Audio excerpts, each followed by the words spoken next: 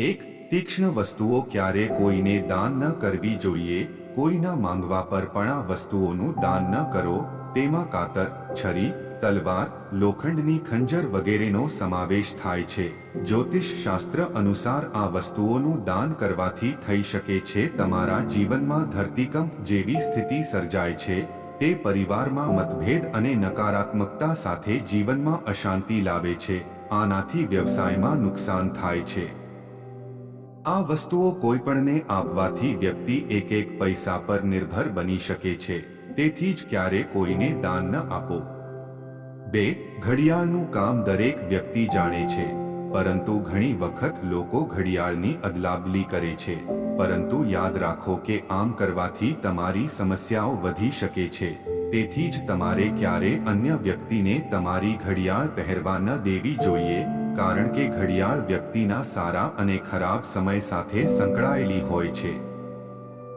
આવી સ્થિતિમાં કોઈ બીજાની ઘડિયાળ તમારા કાંડા પર બાંધવાથી તમારા જીવનમાં આર્થિક સમસ્યાઓની સાથે સ્વાસ્થ્ય સમસ્યાઓ પણ આવી શકે છે. 3. તમારે ક્યારે પણ કોઈ ગરીબ વ્યક્તિને વાસી ભોજનનું દાન ન કરવું જોઈએ.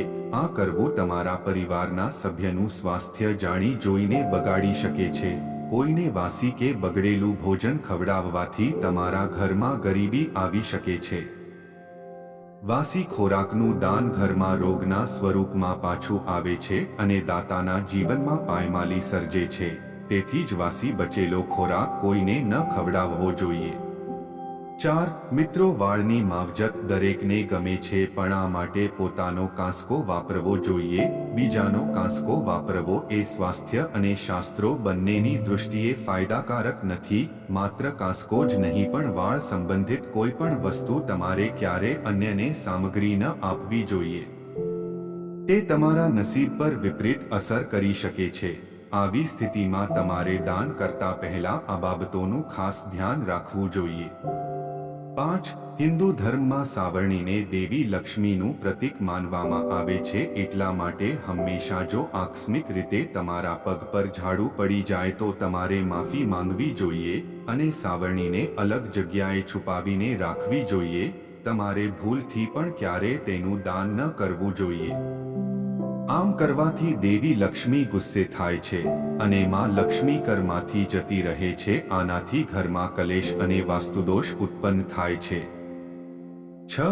શાસ્ત્રો અનુસાર સાંજે દૂધ અને દહીંનું દાન ન કરવું જોઈએ. તે અશુભ માનવામાં આવે છે.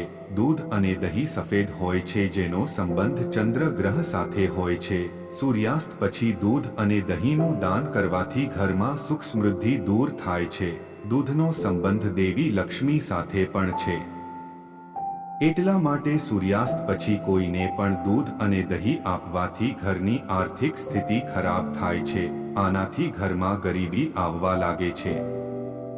7. જ્યોતિષ શાસ્ત્ર અનુસાર સરસવના તેલનું દાન કરવું ખૂબ જ શુભ માનવામાં આવે છે, પરંતુ કેટલાક લોકો વપરાયેલ તેલનું દાન પણ કરે છે. આવું કરવાથી તમે પાપમાં ભાગીદાર બની શકો છો. આનાથી શનિ મહારાજ દુષ્ટ થઈ શકે છે. તમારે શનિદેવ મહારાજના ક્રોધનો સામનો કરવો પડી શકે છે.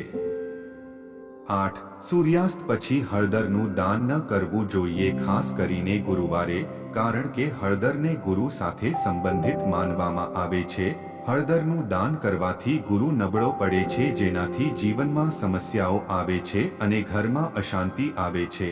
આ સિવાય ભૂલથી પણ મીઠાનું દાન ન કરવું જોઈએ, કારણ કે મીઠું દાન કરવાથી તમારે શનિના પ્રભાવનો સામનો કરવો પડી શકે છે અને મીઠું દાન કરવાથી વ્યક્તિ દેવું થઈ જાય છે. 9. જ્યોતિષ શાસ્ત્ર અનુસાર સૂર્યાસ્ત પછી કોઈ વ્યક્તિને પૈસા કે રૂપિયા ન આપવા જોઈએ, કારણ કે સાંજે દેવી લક્ષ્મીનું આગમન થાય છે. સાંજે ધનનું દાન કરવાથી દેવી લક્ષ્મી ગુસ્સે થઈ જાય છે અને ચાલ્યા જાય છે, જેના કારણે ઘરમાં ગરીબી આવવા લાગે છે અને ધનની અછત થાય છે. પરંતુ આ સમયે કોઈ સામાનના બદલામાં તમે ધન આપી શકો છો. 10. જ્યોતિષશાસ્ત્ર કહે છે કે પ્લાસ્ટિક, સ્ટીલ, કાચ અને એલ્યુમિનિયમ અથવા તેમાંથી બનેલા વાસણોનું દાન ક્યારેય ન કરવું જોઈએ. આમ કરવું અશુભ માનવામાં આવે છે.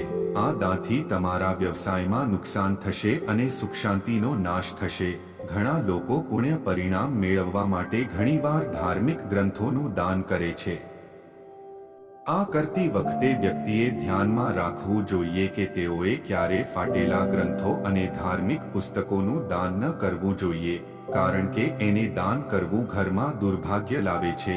તો મિત્રો, હવે ચાલો જાણીએ કે દાન કરતી વખતે કયા નિયમોનું પાલન કરવું જોઈએ. મિત્રો, વ્યક્તિએ હંમેશા માત્ર જરૂરિયાતમંદને જ દાન કરવું જોઈએ, તો જ તેમાંથી પુણ્ય મળે છે. વ્યક્તિએ નિસ્વાર્થપણે દાન કરવું જોઈએ. દુઃખ કે દ્વેષથી કરેલું દાન વ્યર્થ જાય છે. દાન આદરપૂર્વક સોંપીને આપવું જોઈએ અને સન્માન સાથે કરવું જોઈએ. ક્યારેય તેને જમીન પર રાખીને કે ફેંકીને કોઈને દાન ન આપો, કારણ કે તેનાથી તમને પુણ્યનું ફળ નહીં મળે, ઉલટું તમે પાપના ભાગીદાર બની જશે.